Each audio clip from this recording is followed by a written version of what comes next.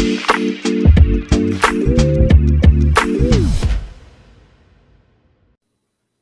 right, you heard it, the Sports Reporters. We have indeed reassembled here on this Sunday morning.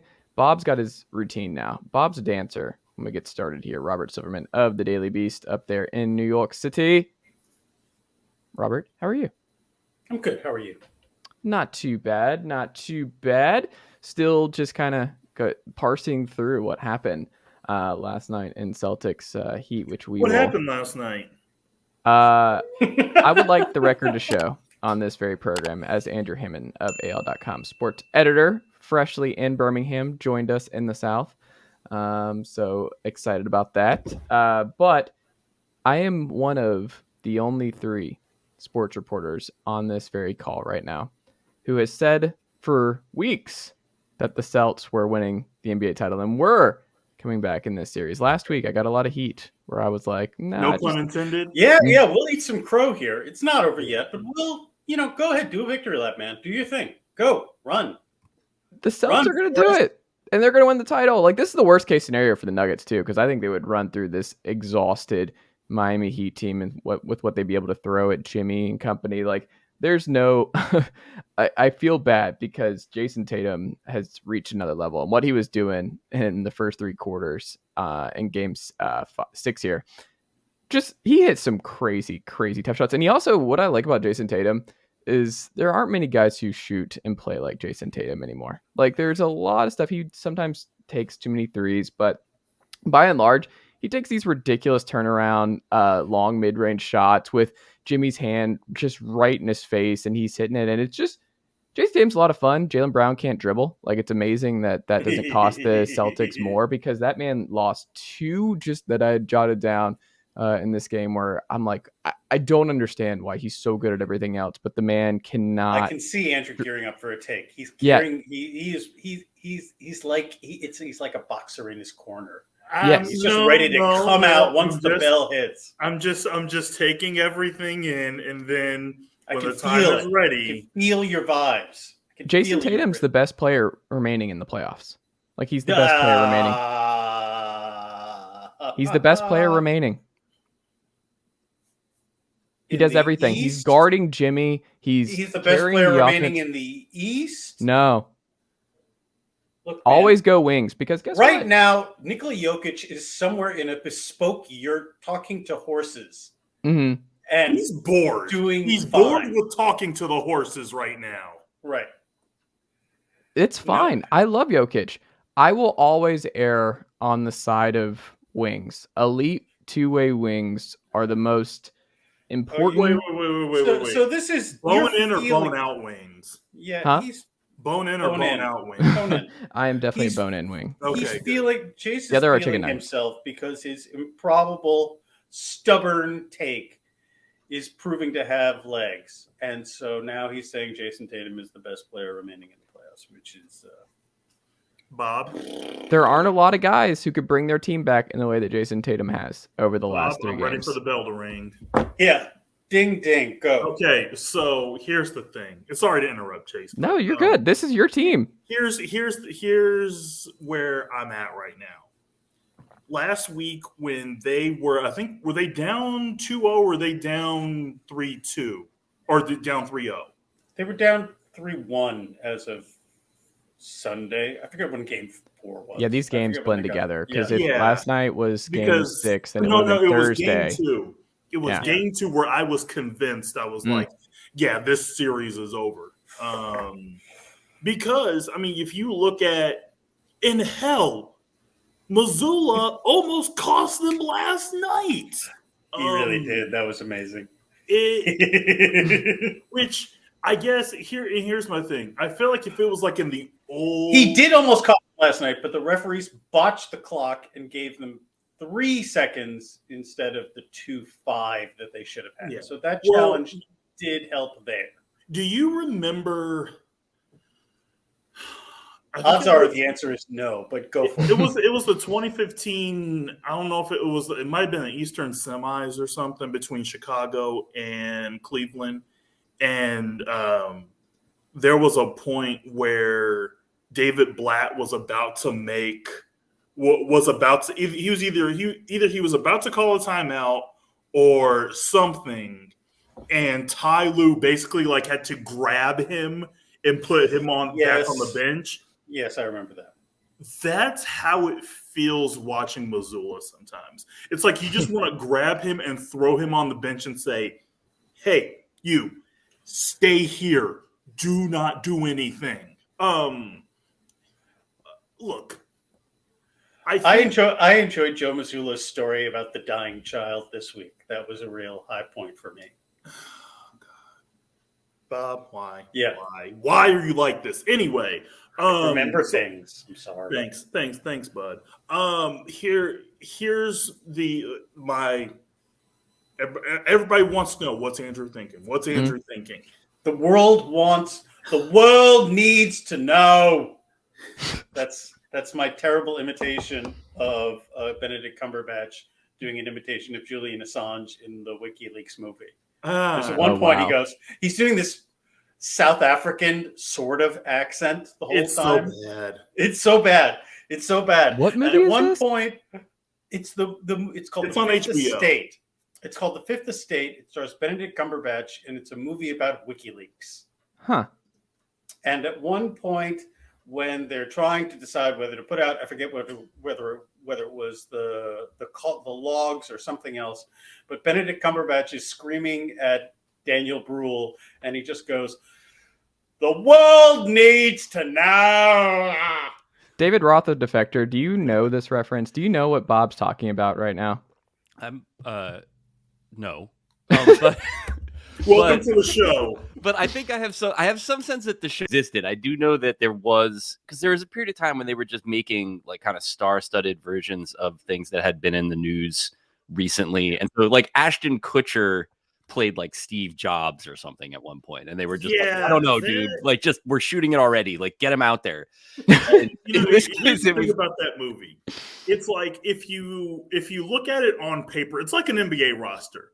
When you put the cast list out and you're like, oh, and I feel like we hadn't been jaded on biopics just yet, and we're still kind of like, oh, yeah, you're like, I can see it.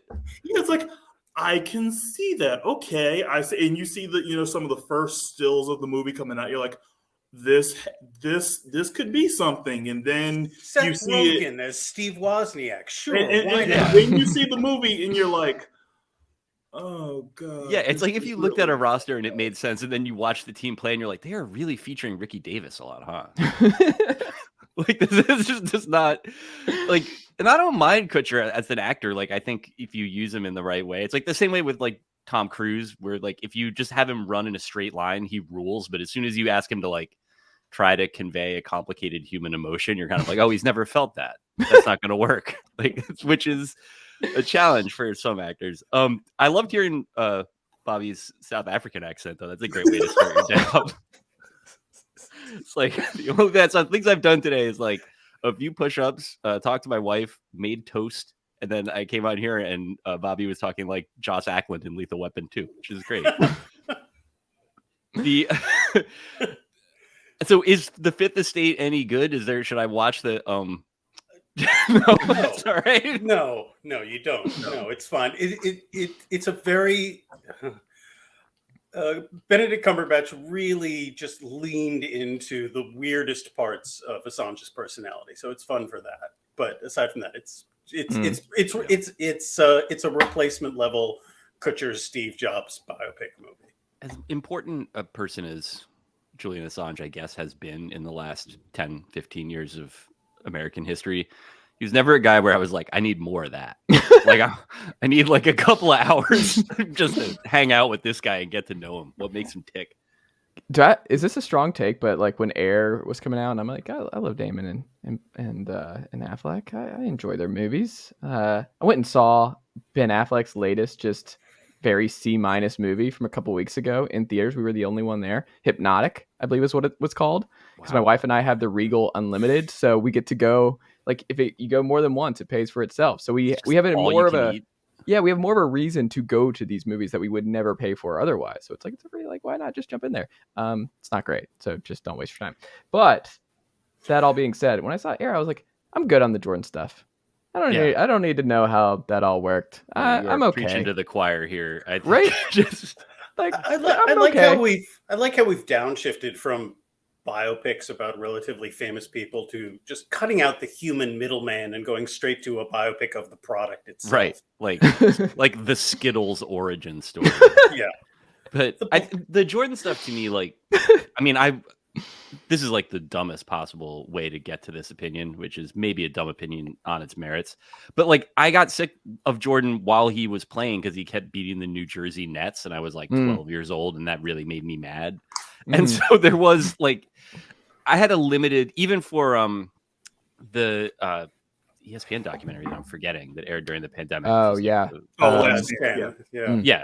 And that was like the lifeline for, I've reviewed that for New York Magazine. So like it helped me pay my rent. And it was also like, you know, it was the only new content that anybody saw for, 6 months. And I wound up liking it more than I sort of thought I would. I just don't find, I mean, Jordan was an amazingly compelling player, but like the broader story around him is like, it's pretty linear, that like, and then the parts of it that are most interesting are the parts that we're never going to find out the truth about. I mean, in terms of gambling and the, some of the personal stuff, and that's fine. I don't need to know all of that.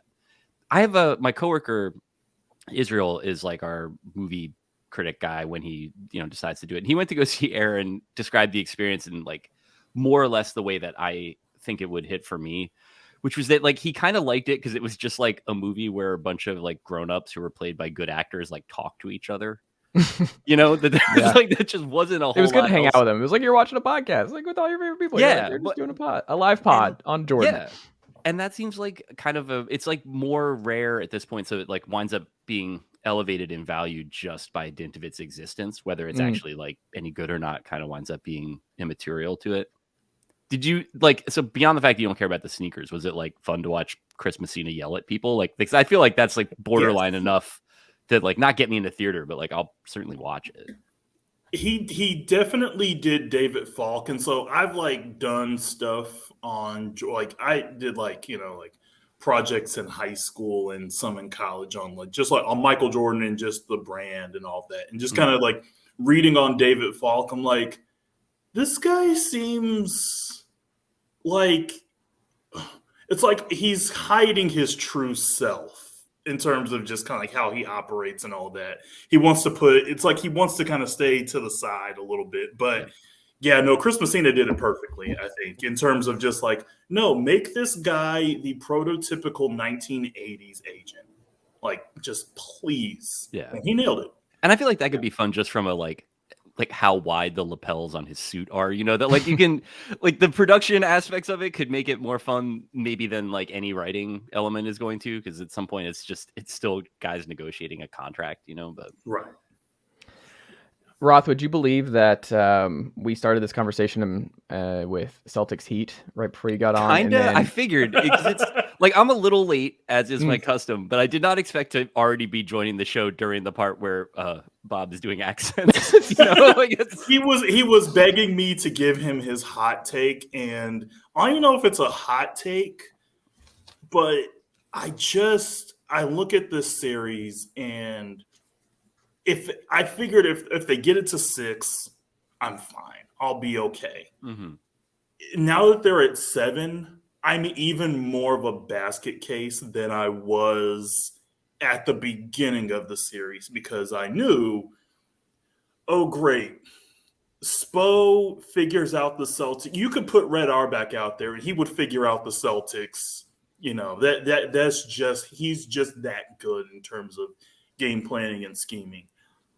For what Miami has done in the last 2 games, I'm as confused as anybody, because you see, and a different sport, but Red Sox coming back from 3-0, the Cavs coming back from 3-1.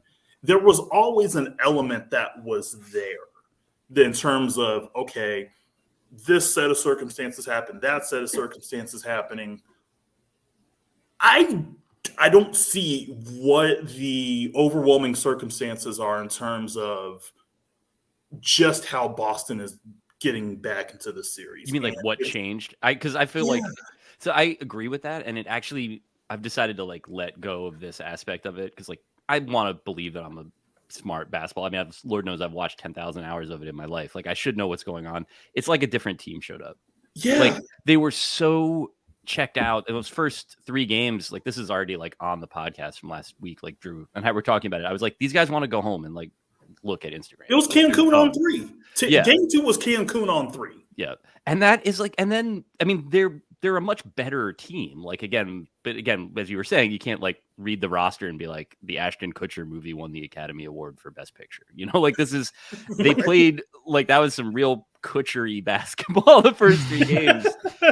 And I think they more or less got the Heat's best shot last night, give or take. I mean, like Butler and Adebayo were bad, like actively bad until the last 10 minutes of the game. But it's all the role players were like at that level they were at in the first 3 games of the series, you know, where they're just like Duncan Robinson and Gabe Vincent and Max Strus are like playing at 125%, you know, outcomes. I wouldn't totally rule things out, but it is hard to like flip your perspective as a fan after you know, whatever, you watch 3 games, you come to a conclusion that makes sense based on those 3 games. And then you just have to throw that in the garbage and start all over again. And that's kind of hard. I've had a hard time with it. Duncan Robinson's going to be forgotten about those 2 just wide open threes in this game. Like that's going to be lost in time, but I cannot believe that he missed both. Like that was just something you jot down. You're like, the odds of him missing 2 just wide open, clean looks that obviously with how the game ended up, the Heat would have won just there. I mean, he had some incredible contested ones, like far out contested ones before that too. So it was, I mean, whatever. Basketball's really hard. Like that was, it was just, I couldn't believe the second one. We missed the first one. I was like, all right, fine. Like maybe he was too open, you know. But then, the rest of it was. I imagine like Joey Maz, because he watches The Town 4 times a week. I wonder now with Brogdon not being available and them clearly being better with Derek White gobbling up all of those minutes, that he's just gonna like call Jeremy Renner's character from The Town and be like, I need you to finish the job on the forearm. I need you to go ahead and crack that forearm altogether because Malcolm Brogdon cannot play under any circumstances in Game 7. We found our group, and then there's like the Heat on the flip side because remember at the beginning of the series, like, oh, Tyler Hero not playing. It's actually good for Miami. And then they need offense late in the last couple of games. You're like, wow, they're really, is that a Highsmith? Who is a Highsmith? Is that an actual basketball player at this point? Like, who are they trying to? I don't even remember his college career. That's always my favorite. The guys that are rookies, and I'm just like, oh, wow, played in the Conference USA, huh? Omar Yurtseven. Come on down. You're getting Cody Zeller is not holding up much to everyone's. Yeah. I really hope we get some Joey Mazzulla motivational excellence. He just calls every single member of the 2003 Red Sox to just come on. Yeah. Swear to God, can Bronson Arroyo bring his guitar is what he should be asking right now. Is Grady Little singing the national anthem before Game 7? Yeah. Guys, I was already stressed out enough watching Game 7. Actually, I wasn't even watching Game 7 because Game 6, 7. I don't care. He's already got the script, Bob. Andrew's already got the script for Game 7. So I'm having to pay attention to Alabama softball and Alabama Northwestern softball. So I'm like looking at the ESPN bottom line, and I see, okay, Celtics lead by 10 points, 4 minutes left, okay. And then my phone just started blowing up on the Jimmy Butler foul, and it's like, dog, like this. And I'm like, what? I'm like, oh, shit, let me turn to the game. Okay, fine. And I'm looking at it, and I'm just like, this is how they're going to do it. This is how they're going to do it. Wow. Okay, thanks. This is why I stayed away. Yeah.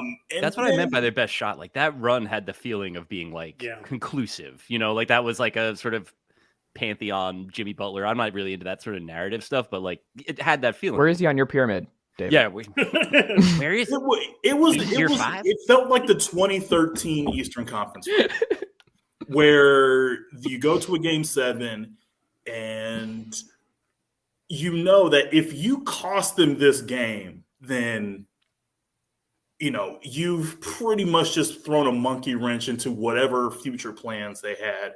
And then Miami goes on that second half run and you're just like, here we go. Like that's what was playing in my head. But then when Derek White just showed up and just tipped the ball, and I just said, no way. I just started laughing. I'm like, I didn't think he There's no got it way off they're in gonna real do it. time. I don't know if y'all thought that, but I thought I thought it was after the buzzer. right? Like it's And then weird. when Then you they watch showed the the replay and it's like replay- clear. It wasn't even Yeah. close.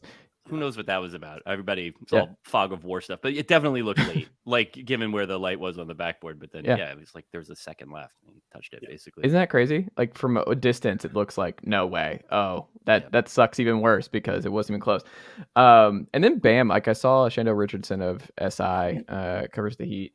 He had made a post about like the Bam Adebayo, and this is something because we're just going to analyze just what every player did in this moment to stop Derek White from that kind of tip in, and it was like Bam, if you watch it, he's going to box out at the free throw line. Like he just instinctively, because that is what you do. And like what Shando was talking about is like, he's so robotic and like, he's just such a smart basketball player that he didn't think in that moment, no, just go for the ball. Like you're gigantic. Like you need to just go get the ball. Don't worry about boxing out.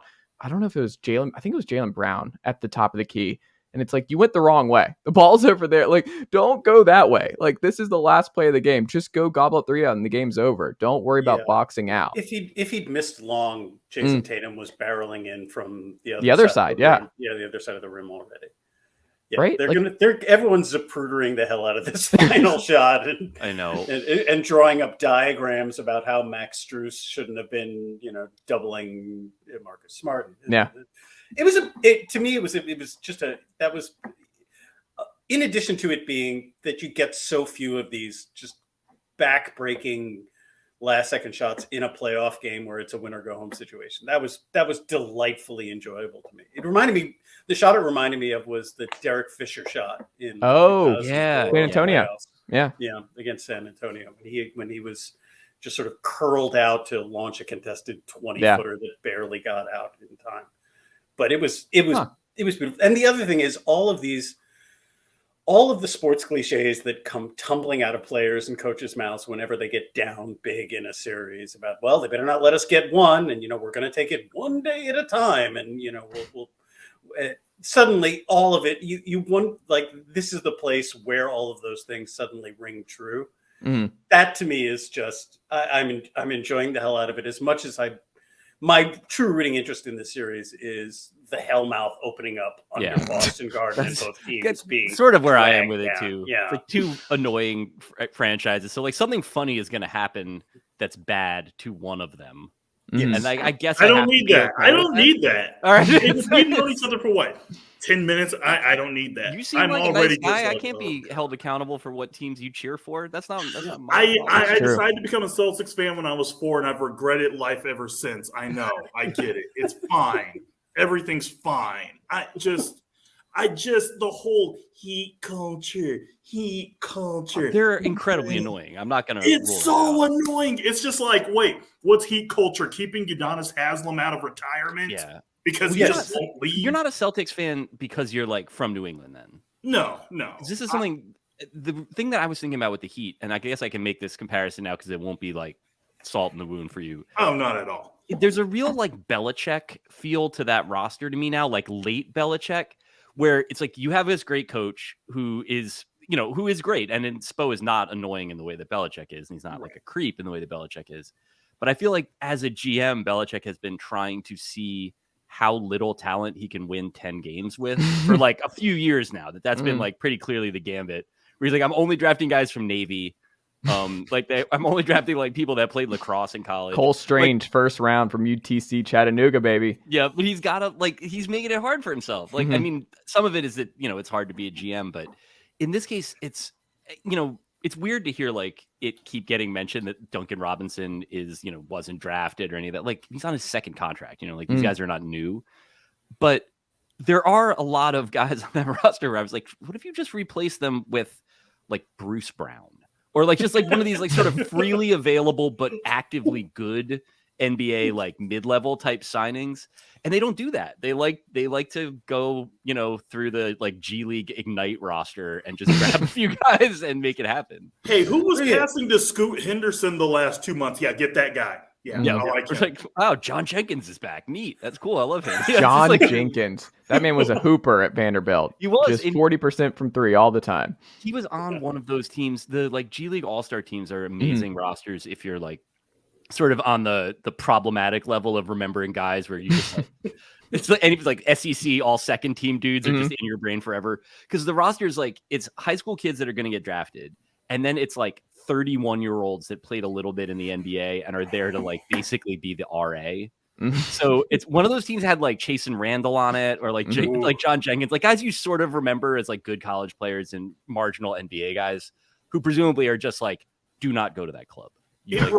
Bad things going to happen to you in that club. It reminds me, and maybe because I'm watching soccer and I was playing soccer last night, but it reminds me of like a second level English soccer team that's got like those one or two guys, but then it's the some are on the way up, some are on the way down, and they're like briefly together on Luton Town or something like that. You're just like, oh, that's but no, I can't stand the whole Heat culture gimmick, and it's just like, oh my. But yeah, on the flip side, it's Boston. We don't even have to go any further. Just Boston Game 7, and I'm just like, I get it. I get why people who aren't fans of either team are going to be view both fan bases as insufferable, and I'm just like, yeah. I think it's also the Jimmy Butler effect too. Did y'all listen to Jeff Teague talk about Jimmy and the infamous Minnesota Timberwolves practice? Oh yeah, yeah. Do you remember who he preferred to play with in that practice? Or he was like G League guys. Like, I think this is a Jimmy thing now more than anything. Like Jimmy's the ultimate Miami guy, because Miami's like, we really love the G League. We love our John Jenkins types. And Jimmy's like, actually, that is who I only want to play with. So this is going to work out swimmingly, because that's kind of my deal. They're giving him a list of free better agents. than Kyle Lowry. They're giving him a list of free agents, and he's like, not that guy, not that guy. Jimmy, we're on page 3. Right. Oh, like, okay. I'm only playing with guys on 2-way contracts. That's my this is my rule. But Jimmy would be the one star to think like that, where it's like, because they want it more. Because they've been through the grind and they know what it takes. Like he's like putting grind set principles into action. He's literally choosing like dinner with Jay-Z over $1 million, like as a roster construction move. Do you think so? This is my question, and I think Chase, you said it with the 2-way contracts. Do you think that once Austin Reeves got out of his 2-way contract and signed an actual contract with the Lakers, the next game, the next Heat Lakers game, Jimmy Butler just looked at Austin Reeves and was like, man, what happened to you? What happened to be about the music? What happened to you? You didn't used to be like this. You sold out, is ruining you. Yeah. Like, I bet you you didn't go to Supercuts for that haircut, did you? I can tell. Yes.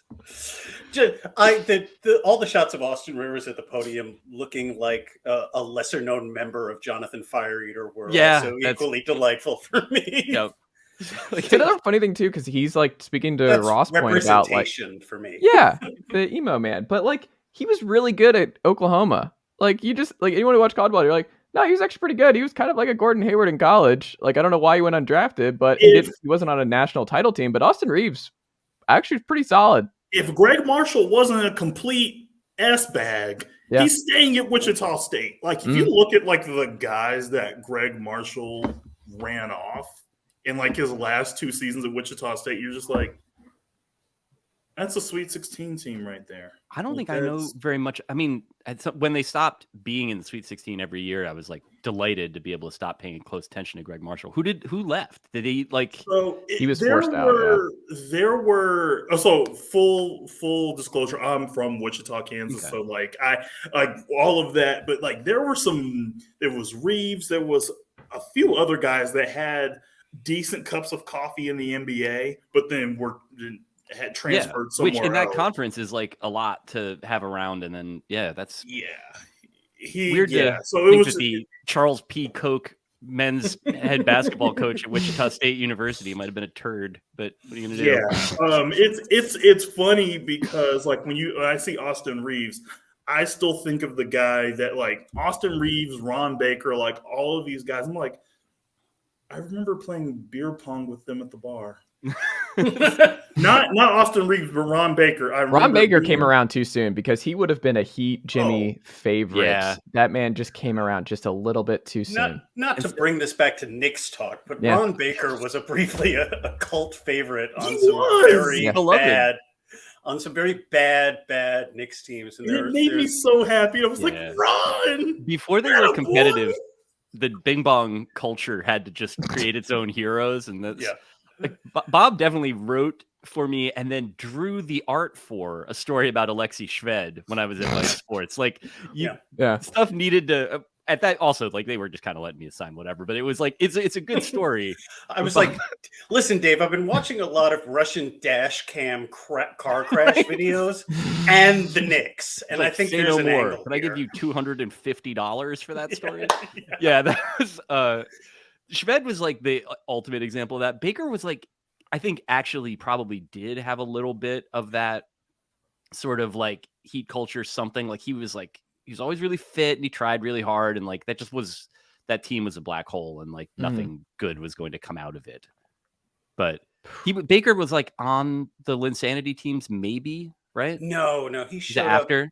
He was the post. Shved was though, wasn't he? He was the post Mello, post Kristaps injury teams that were coached by David Fizdale when they were running Emmanuel Mudiay out at point guard to see if they could get him back to his. Yeah, see if he was the 5th overall pick, you know. Yeah. The Knicks' operating strategy was, well, this guy was considered good by other franchises at one point. Larry Brown, former Knicks coach, liked him. He was an SMU guy. Yeah. Emmanuel Mudiay and Jan Vesely are the two guys that I swore up and down. I was preaching the gospel, and I was like, yep. These guys are going to be it. And after Mudiay, I'm just like, you know what? Got to step back. And like when somebody's like, hey, what about this kid Luka Doncic? I'm not. Nobody knows anything. It would be irresponsible to speculate. It's like I'm not going to do it. Yeah, but some of his highlights. No, I'm not going to do this to myself again. I'm not going to do it. Yeah, that's. Go ahead. Oh no, I was. Yeah, go ahead. Ron Baker, I think I forget where I was looking at Ron Baker's basketball reference page for the normal reasons that as one does. Yeah, you don't need to explain yourself here. It's all normal people on this call. Yeah, and I think he's in his post career he joined up with some kind of muscular Christianity, like athletes in action type. Yeah, but like a Division III athletes in action organization, and he's back in the Wichita area, sort of preaching that all things and the 12th man on a roster can be achieved through our faith in the Lord kind of thing at this point. It's probably more fun than like whatever playing in Lithuania and not actually getting paid when you're supposed to get paid, but right. I'm sure there's nice stuff in Wichita, probably a reliable paycheck. It's a good place to start. Hey, Wichita's got some pretty decent eateries. So I don't doubt it. Yeah. Shout out to Spangles, great burger place. There you go. Bob, what do you think Phoenix is going to end up doing this summer? The Phoenix Suns? Yeah, what do you think the Phoenix Suns are going to do? Do you think are you just talking about? We were talking Carrie Lake now and ongoing electoral. Speaking, you're going to have a bunch of recount things. It's not going to come to anything. 5 seconds on that. The governor actual merch that she's rocking. What I saw, I don't know if that's legit, but if she's really wearing like the "I'm actually the governor" merch around is a next level bonkers. To stunt on Carrie Lake to be like, I am democratically elected governor, whatever her name is. Yeah. Good for her. Sure. You got to they've got a drop shipping organization for t-shirts like it's not great when the main character of your democratic society is the person that lost an election and won't go away. Like we've got a little bit too much of that in the monitors just in general, I think. But anyway, so the Suns, they fired Monty Williams. They haven't hired anybody, right? Or did they hire somebody? They have Adrian not Griffin hired got anyone, hired. They think it's going to be the associate coach. I think another Wichita guy actually. Yeah, Adrian Griffin. He got hired. No, I'm saying Kevin Young. I think Kevin Young is the one who's the favorite right now. Yeah. Which okay. They're what are the Suns going to do? I don't know. There doesn't seem to be a lot of material for them to upgrade the roster around around Booker and Durant and DeAndre. I mean, unless they finally decide to pull the trigger and move DeAndre Ayton, there's just not a lot of flexibility there. And DeAndre Ayton to me is sad because he really does strike me as one of those, and this is a classic NBA archetype, incredibly talented big man who doesn't really seem to enjoy playing basketball that much for a living. But when you are handed a 9-figure check, there really is no actual choice in the matter. And so, and I'm sure getting every last nerve ground down to the nub by CP3 glaring at him for not putting enough mustard on a kick-out pass from the post hasn't helped improve his love of the game. Yeah. But Monty Williams was and is an outstanding coach, and I think he'll land somewhere that's a better situation than. I think everyone's closing up. I don't think he's a head coach anywhere next year. I think he'll take a gap year. I think. Yeah, I think that would probably be best. But the Phoenix thing is entirely implicated by the fact that they have a new money Silicon Valley owner who seems to think that getting tips from Isaiah Thomas is the best way to go about building his franchise. Common move among your lesser owners. Everybody really loves how available Zeke is. The poor Phoenix Suns fans. He will text you back. Yeah, he will. He's not waiting. He doesn't really have much else to do at this point. But like they went from the classic Donald Sterling, crusty, meddling, racist archetype to, yet another in a series of Marks Cuban, and neither one is a particularly desirable or successful owner archetype. I mean, there was a Woj story that was ran, which had the line, which is that Shibia is he's taking an interest, like Michael Lerner and I was gonna say he's taking an interest. Yeah, not what you want. Yeah, I can't do a good Tony Shalhoub in that, so I'll spare everybody. But he's taking an interest in the team. And then once one of Woj's many sources, probably Ishibia himself, said, yeah, I don't want that in the article, they just stripped it right out with no editor's note or anything. Classic journalist best practices, or at least Woj best practices. But to everyone, all the basketball knowers seem to think that he will have a hand in basketball matters. And to me, that is just historically, that's been a very bad sign for the long term. And how old is he? Of a franchise. He's younger than me and Bob, for sure. Yeah, definitely. He's in his 30s, right? Yeah. I was going to say older than two people on this call, younger than two people on this call. So that's like the... Did he play with Draymond at Michigan State, or did they not cross pass? I think he was in like the Mateen Cleaves. Yeah, he was. Okay. Yeah. And either way, Draymond Green will be the GM after he retires from the Phoenix Suns. Like, that man is absolutely moving into the Phoenix Sun organization real quick, in some way. Mac Ishbia is paying Mel Tucker $95 million guaranteed. So, yeah, he might have to meddle in some basketball matters just to make sure all the coffers are filled. But shout out to Mel Tucker, who was at Colorado and he gotten paid at Colorado, and he kept saying no. And then Michigan State was like, how about now? And he's like, no. How about now? No. All right, here's an outrageous amount of money to save our football program from national embarrassment. Okay, that's fine. I'll go ahead and jump out in the worst possible time to start as a new head coach. Shout out to Mel Tucker. He got the bag. Yeah, I was going to say, like, you can't really be... Well, you could definitely be mad at him, actually, if you wanted to. But, all right, so guys that Matt Ishbia played with at Michigan State. Alan Anderson. Okay. Zebo for 1 year. Oh. College career I'd completely forgotten about. Charlie Bell. Mm-hmm. Jason Richardson.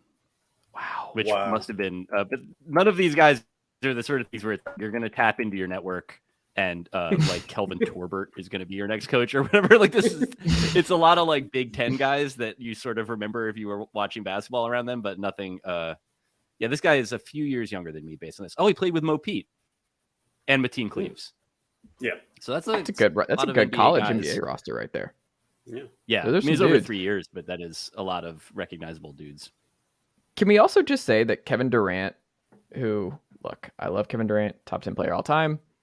He just continually makes these bad choices with one particular thing, which is Brooklyn actually is figuring stuff out, and you go and you make your move to Phoenix, and it costs Mikal Bridges, and you have to give up just enough where you can't win the West, and now you have Devin Booker as your running mate, and Devin Booker was awesome this playoffs. Like, those two are awesome. Chris Paul, we're nearing the end. You're going to lock in Chris Paul next year, it looks like. DeAndre Ayton, that situation's not great, and you found yourself in another extremely talented team that is never going to have it all together to make a deep finals run and get back to the promised land. Like, I just feel bad. I agree. It's a pattern that he just can't get out of. And I think it's probably just because he costs so much. I mean, that like the stuff that Phoenix had to trade to get Durant back in like anything like a fair deal is like the connective tissue that makes like a really good team into like a title contending team. You know, that it's like and I think Mikal Bridges is great. I think Cam Johnson's had a much better NBA career than I would have guessed based on his college career. And he's like really is a good NBA player. But like, if those guys are your fourth and fifth guys, then you're in great shape.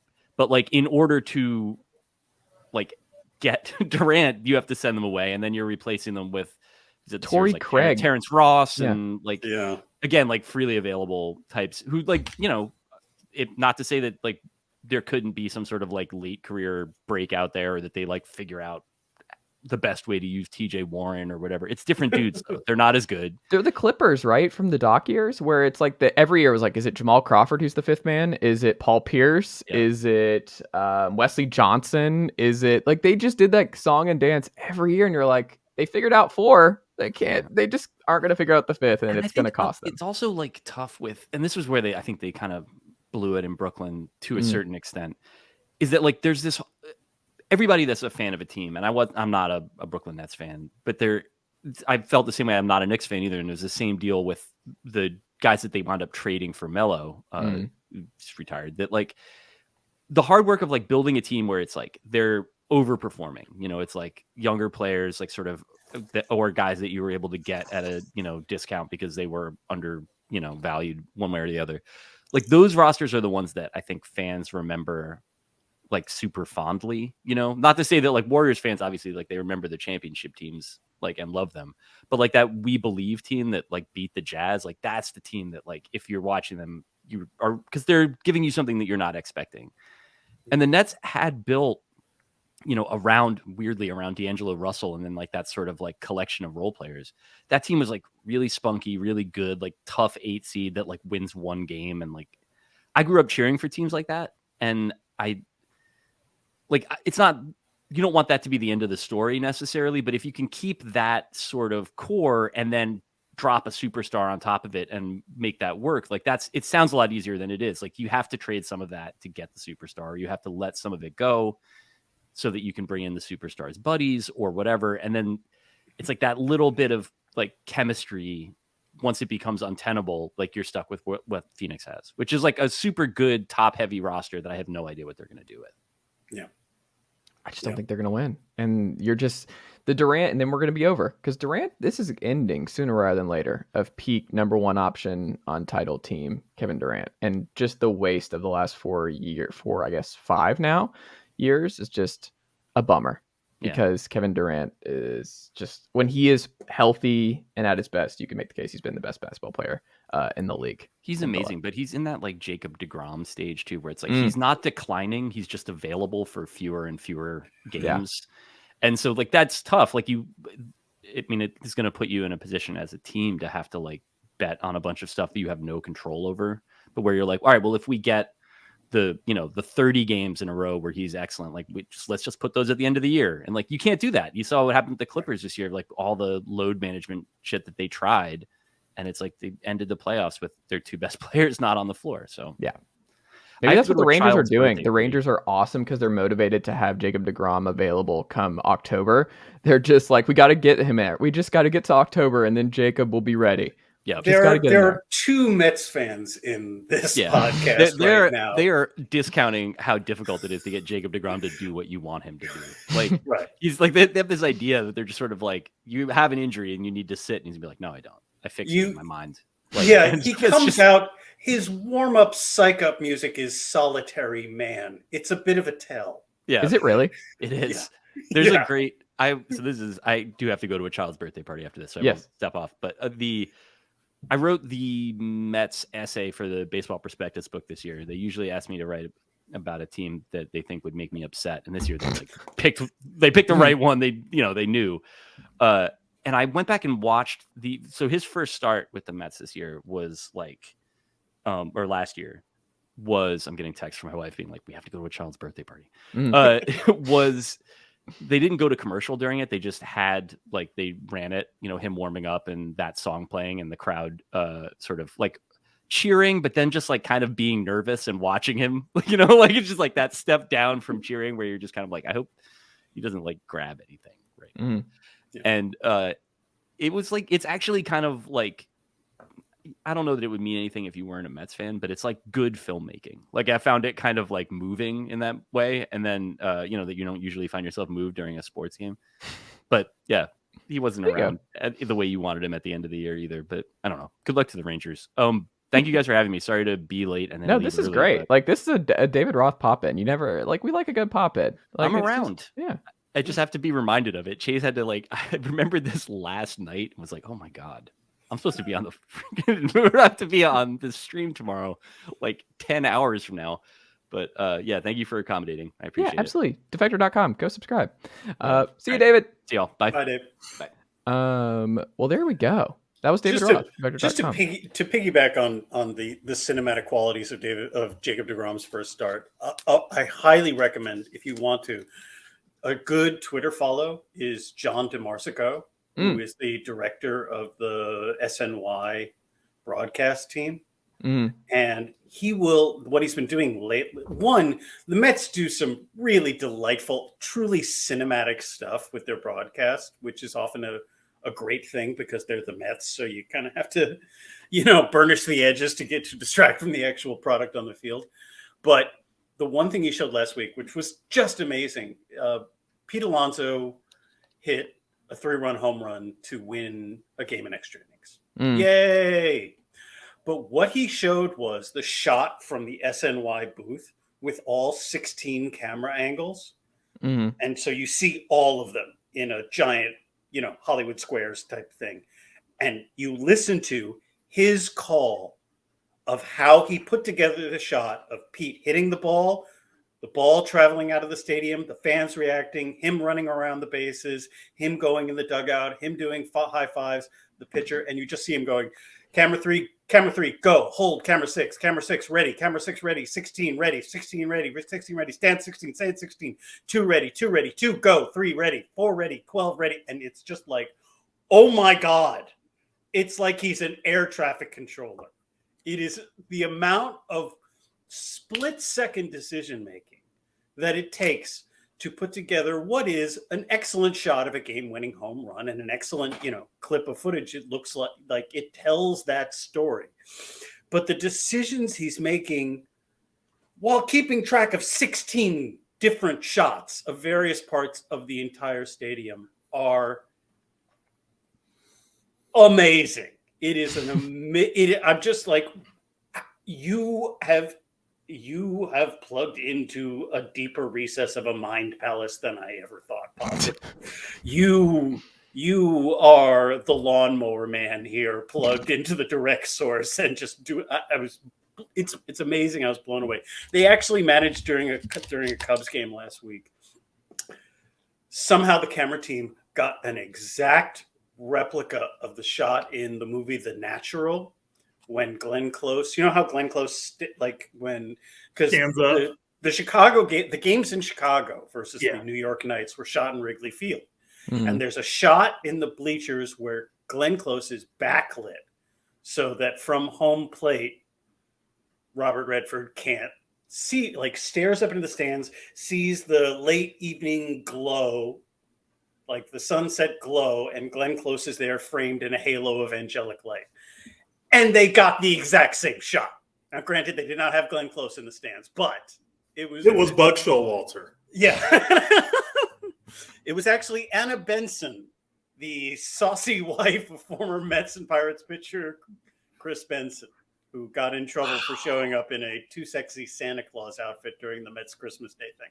No, but they got a shot of, And it was save for the lack of a Glenn Close, it was the exact image of that. And no one caught it. No one I don't know if anyone watching at home during the Mets game got it, or a small percentage of like movie freaks / Mets fans got it. And I was like, wow, that was amazing. That was beautiful. Amazing stuff. Anyway, John DeMarsico, Twitter.com. Really, if you want a little peek behind the curtain and see how an MLB broadcast is made, that's a legitimately good Twitter follow to take. And it's a non-Bally Sports broadcast, so no, I'm all for it. I hate having a Bally Sports a team on Bally Sports because it's just so cookie. I have multiple teams on Bally Sports. I think so you hate it more than me. I was gonna say, yeah, like everything I watch just about locally. I've said this before. I was very worried when the Mets were dithering about renegotiating Keith Hernandez's contract, because SNY, like when the Wilpons sold the Mets, he held on to his cable network. So Papa Steve does not own SNY. The Wilpons still own SNY. So the Wilpons, who are not famed for who lost a lot of money to Bernie Madoff and are not famed for spending it when they don't have to. I was worried because honestly, if I could not watch the Mets broadcast with Gary, Keith, and Ron, I would become significantly less invested in Mets games. That's the Scouts' honor. God's honest truth. There you go. Last thing before we wrap up here, fellas. The Washington Commanders might have to change their name again. They got their trademark. Wacky trademark law. I don't. Yeah, do it again. Change it again. Change it. I think I'm on that team. I think you can Change it. change it again. Who cares? Change it. Washington Football Club. No. Washington Football Club. Washington Team Football. Call themselves the what the Fs. I like the Red Wolves. The Red Wolves was good because Red Wolves, Red Tails. Red Tails is also awesome. Like, Yeah. I don't know why they went away from that. The thing that it seems like people only care about is the red and yellow, or garnet and yellow. Like, as long as that color scheme, Burgundy and gold. Burgundy, You're yeah, right, yeah. because Garnet. any Washington fan will Crimson. tell you, Yeah. burgundy and gold. Maroon. But it doesn't matter, right? Like, but I do think it's hilarious. Then that's the most Washington thing possible. Is they did all of this, and it's like, oh, also you didn't do the homework, and now you're gonna have to change it again. Like, who's the original owner? Is it a lacrosse team or something like that? well, there's two. So there's some Yeah. guy who like bought a what was the guy? I forgot He the. was squatting on all. Yes, there's a guy squatting on it. But and I then- thought they settled with him, though. I don't think they've settled, but I think he's open to settling, if I remember correctly reading that. Okay, because I remember hearing about, because it's the same guy who like basically was like, oh, I'm going to get on the ground floor on this. Mhm. And then I thought they had settled with him. But apparently, as you say, the uniforms are bad, and they should fix them. So if they change the name, I mean, it takes evidently the marketing whizzes who employed by NFL teams and the design geniuses. It takes 2 years to come up with a new uniform palette. Who just announced which NFL? I completely blew it. Some NFL team is rolling out new uniforms. Arizona just did. The hot- Eagles are supposed to debut. They're going to have the Kelly Green throwbacks. The Arizona did the Ohio State practice uniform look. They're just with an angrier bird. It's like they're trying to go back to their. They look like Louisville. uniforms. They look like Louisville now. Louisville's got better uniforms. Yeah. I'm very much wanting my New York Football Jets to change their uniform because it looks like I don't like them. They look like a Canadian CFL. Football League uniform. they're real Saskatchewan Rough Riders hours there for the Jets. How did they not just keep the? I would like for them to go back to because I know that they have the look, or they had the look in the late '90s into the 2010s. Yeah. I want it to be Kelly Green. If they just tweak that color to a Kelly Green, it's perfect. But there was a really janky XFL type uniform that got leaked right before they made the decision. and it had a numbers. It was bad, but it was bad in an interesting way. Instead of them looking like Marshall, and I was all for it. It ended up not being. They had a helmet logo that were these black jet wings that kind of looked like the Eagles helmet. And I honestly, it was one of those that's so awful I really like it. But I honestly think the biggest problem is that they've gone with this. They have a bespoke color all their own, which they call Gotham Green. And I like the emerald quality of the helmet, but I want an actual Kelly, gosh darn green. Well, I don't think it's going to happen though. If they had kept I like the 80s and 90s Jets word mark. Yeah, it's a very 80s word mark. If they had gone with, but seriously, if they had gone with that, if they just gone with that word mark, modernized it. Yeah, Woody Johnson has sort of hinted at the fact that they'll have a throwback at one point. I think one because the fans want, like, Fireman Ed clearly wants it. He's got a stack of Bruce Harper jerseys in the closet that he really wants to bring out. And I think they should do this. I would do this Thanksgiving weekend. Everybody, you just have a throwback weekend. The 94, I loved the 94 year when I hated the Diamond anniversary when everyone wore throwbacks. Because half those jerseys look like crap. Yeah, but I like that they look like crap. I like really crappy looking jerseys. To me, that's interesting. I think a lot of it's just so weird. You think? Okay, just to clarify, there's a difference between bad and crappy. The Commanders have a bad uniform, a crappy uniform that just makes people go, "What are you wearing?" To me, that is always interesting. Like that one year during the Randall Cunningham years when the Eagles wore light blue and yellow. Oh yeah, that was terrible. No, Michael Vick.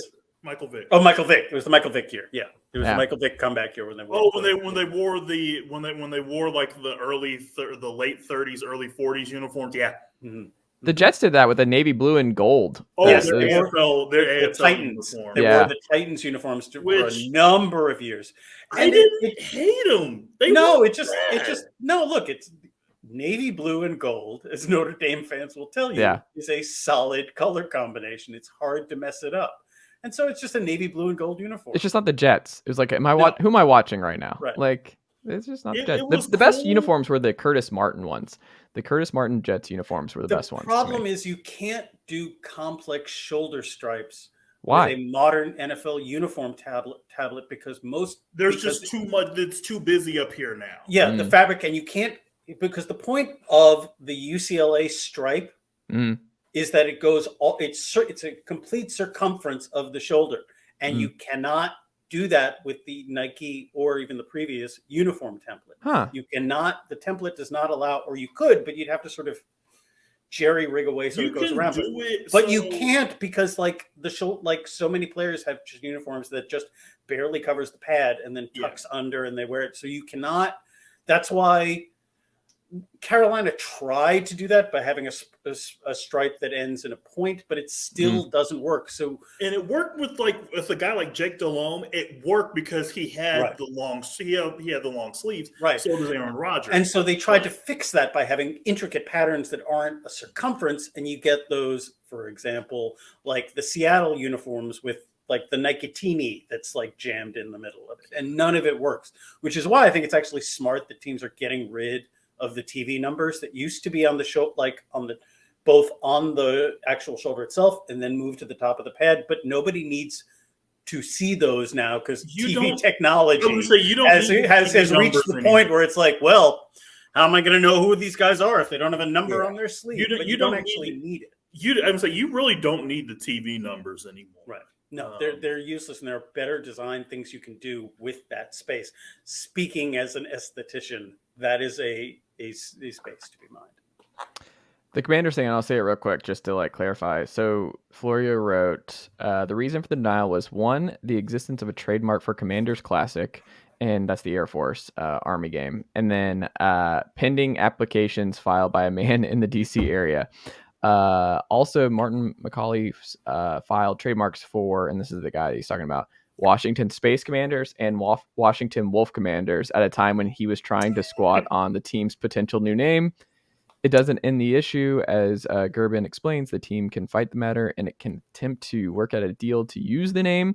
Macaulay has already said that he'll surrender anything he owns to the team. That's something he has been saying for several years now. So just hilarious. I don't know what's going to happen, but I'm going to guess they change it. Like Josh Harris, you might as well. Like it's not, I don't think any Washington fans would be upset at all or care for the least bit of like, oh, it's already outdated. Like what about who was buying Commanders merch in droves over the last year in the DC area? Who was actually doing that? Sam Howell's family. Yeah, that's about it.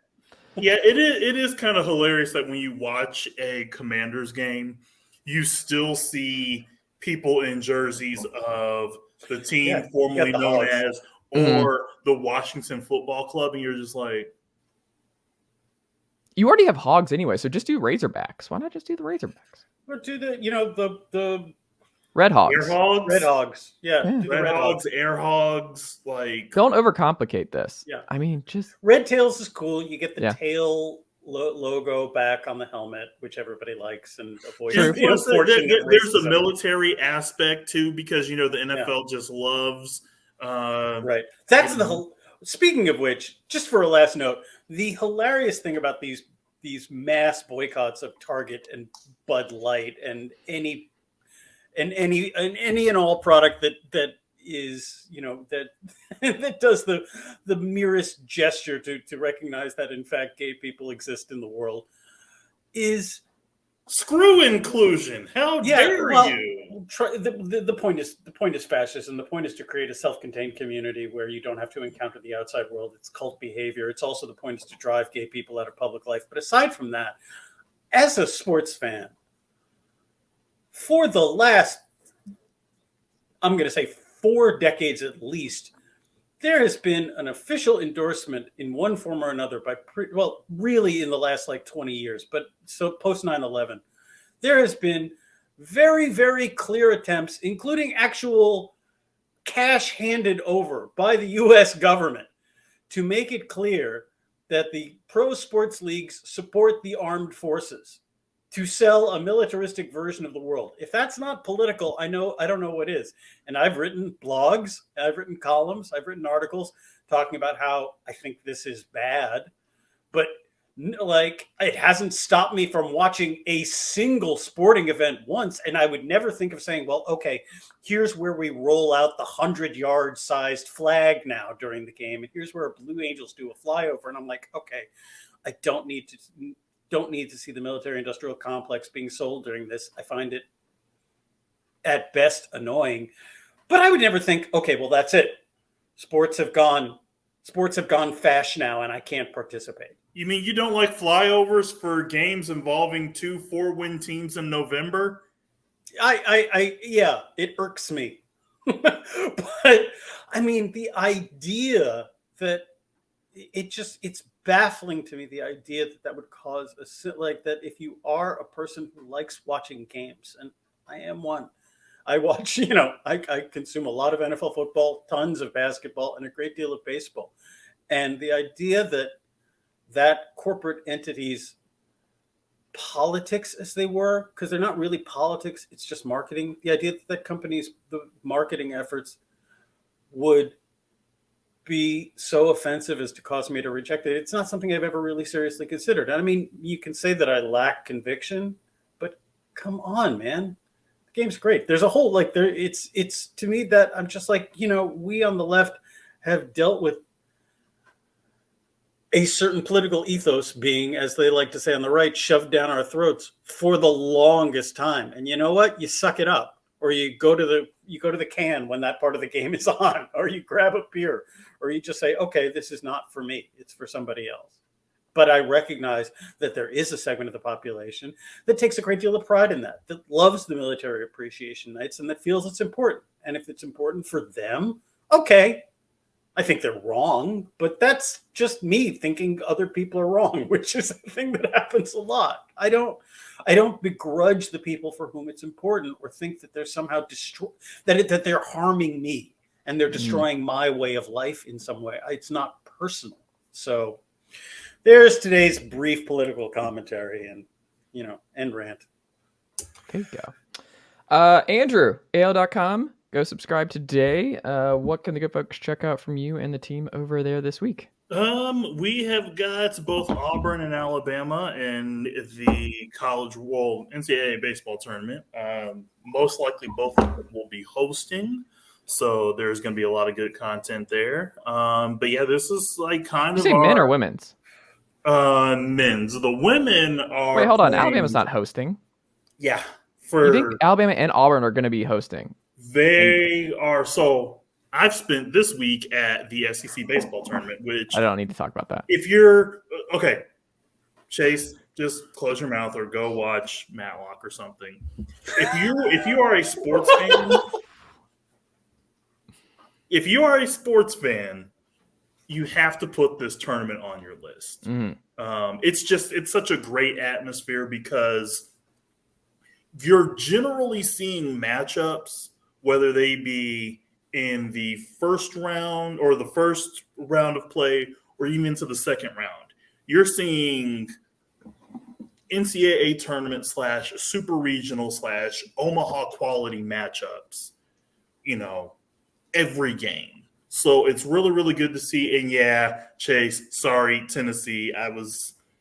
There was a play that happened in that game real quick where a player hit the ball and the weather was like the ground was so damp that generally it would have probably maybe possibly dribbled out to the fringe of the infield, but the ball just died and it just stayed in front of home plate, which constitutes as a hit. And it was just like, yeah, this ain't Tennessee's day. It's okay. They're going to be the best number 2 regional team, probably Indiana State or something. And honestly, that's odds to win the College World Series. Things are good. I could see them sliding into a host spot because I was just literally just looking at the projections and some teams have slid down. So if Indiana State loses, which I think that's something we've got to pay attention. If you're a Tennessee fan, that's something you got to pay attention to.